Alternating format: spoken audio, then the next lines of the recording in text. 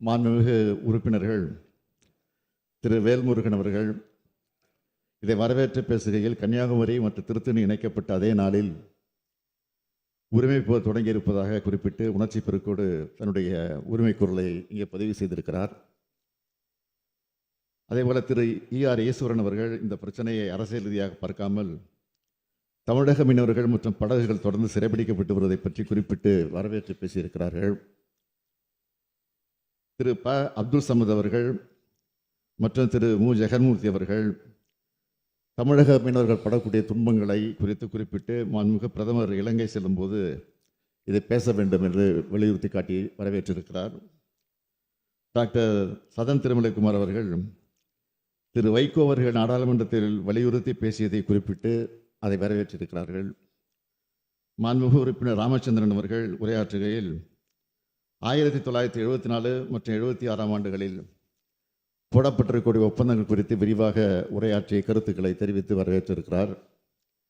இந்திய கம்யூனிஸ்ட் கட்சியினுடைய மார்க்சிஸ்ட் கட்சி உறுப்பினர் திரு VP நாகைமாலி அவர்கள் உரையாற்றுகையில் நீதிமன்ற வழக்கு குறித்தும் நாம் எடுக்க வேண்டிய முடிவு குறித்தும் தனது கருத்துக்களை தெரிவித்திருக்கிறார்கள். திரு SS பாலாஜி அவர்கள் உரையாற்றுகையில் தமிழக அரசோடு கலந்து ஆலோசிக்காமல் நாடாளுமன்றத்தின் உரிய வகையில் ஒப்புதல் பெறாமல் 1974 ஆண்டு போடப்பட்ட ஒப்பந்தம் குறித்து வெளியில் பரப்பப்படும் உண்மைக்கு மாறான செய்திகள் குறித்தும் விரிவாக பேசியிருக்கிறார்.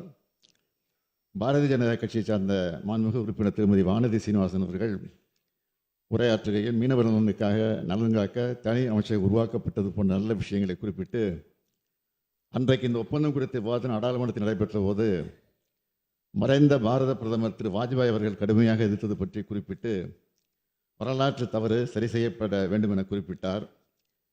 எங்களால் ஏழும் என்று சொல்பவர்கள் கடந்த 10 ஆண்டுகளாக அன்றைக்கு ஆட்சியில் இருந்தவர்கள் வலியுறுத்திய போதும் இப்போது கடந்த 4 ஆண்டுகளாக நாங்கள் வலியுறுத்தி வருகிற போதும் ஒன்றிய அரசு செவிசாய்க்கவில்லை. இன்றைக்கு இந்த தீர்மானம் ஒருமனதாக நிறைவேற்றப்பட்டு ஒன்றிய அரசுக்கு அனுப்பப்பட்ட பிறகாவது செய்வதற்கு நம்முடைய மாண்புமிகு உறுப்பினர் அவர்கள் அங்கே இருக்கக்கூடிய தலைவரிடத்தை வற்புறுத்துவார் என்று நம்புகிறேன். அவரும் வரவேற்று தீர்மானத்தை வரவேற்றிருக்கிறார், மகிழ்ச்சி.